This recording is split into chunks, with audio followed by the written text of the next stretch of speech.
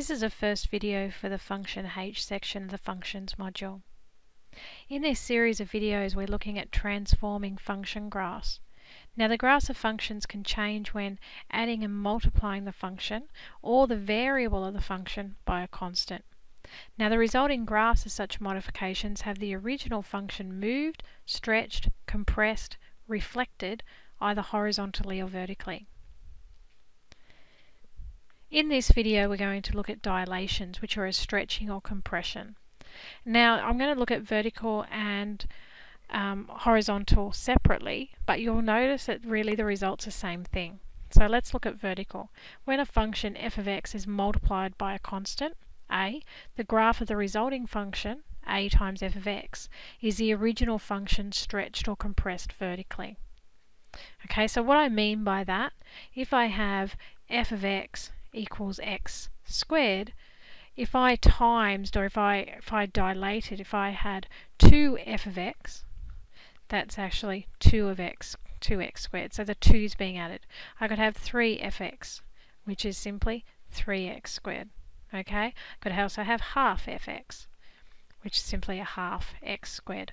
So a, in this case, my dilation factor, is what's out in front. Okay, and for my original graph, it's 1.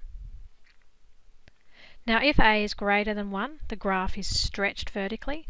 If a lies between 0 and 1, the graph is compressed vertically. Okay, so let's look at some examples. Here I have the basic parabola, y equals x squared.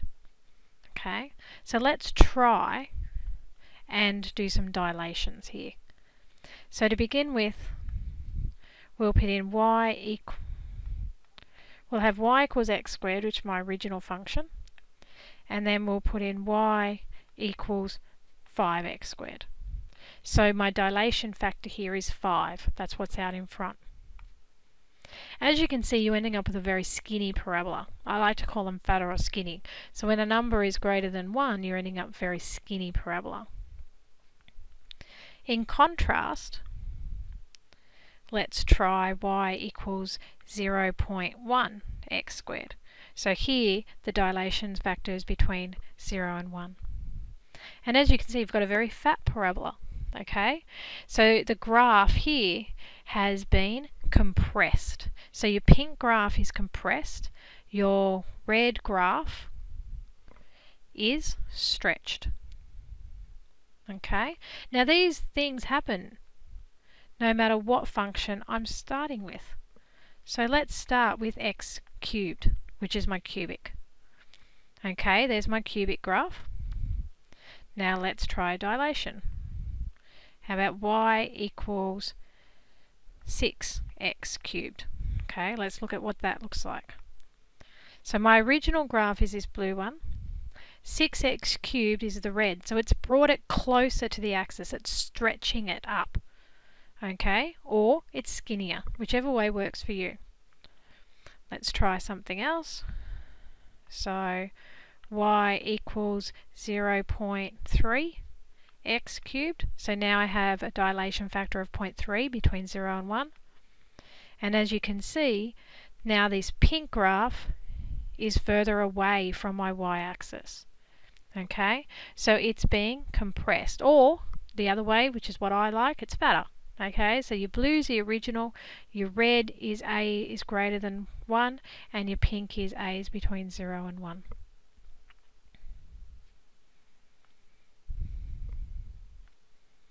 Now horizontal dilations end up exactly the same way, and I'll explain that in a minute. Now when the variable of a function f of x is multiplied by a constant a, the resulting graph is f of a times x, and that's the original function compressed or stretched horizontally. Now when a is greater than 1, the graph is compressed horizontally. When a is between 0 and 1, the graph is stretched horizontally. But you'll notice what this is saying is, let's have my basic parabola, f of x equals x squared. If I had f of 2x, so here it's saying that a is 2, all that is 2x all squared, which is 4x squared. So you can see the dilation factor there is 4. So hopefully you're seeing the relationship between the horizontal and the vertical dilations. If I had f of a half x, I'm just plugging that half x where the x is. So it's a half x all squared, which is a quarter x squared. So again, there's your dilation factor there. So what you're ending up, or what your result is exactly the same as for the vertical. So in summary, on the left hand side I have my vertical, and on the right hand side I have my horizontal.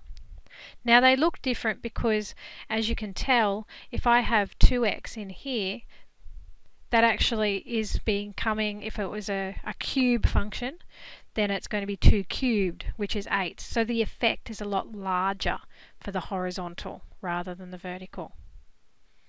Okay, but you can see here my original function. So my original function is the dotted function.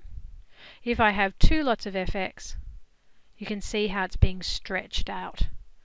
Okay, here's my original function, the dotted line. If a is in between 0 and 1, you can see that it's being compressed. Okay, same thing for the horizontal. So revise this video and then move on to Function H Part 2, where we look at a different type of translation.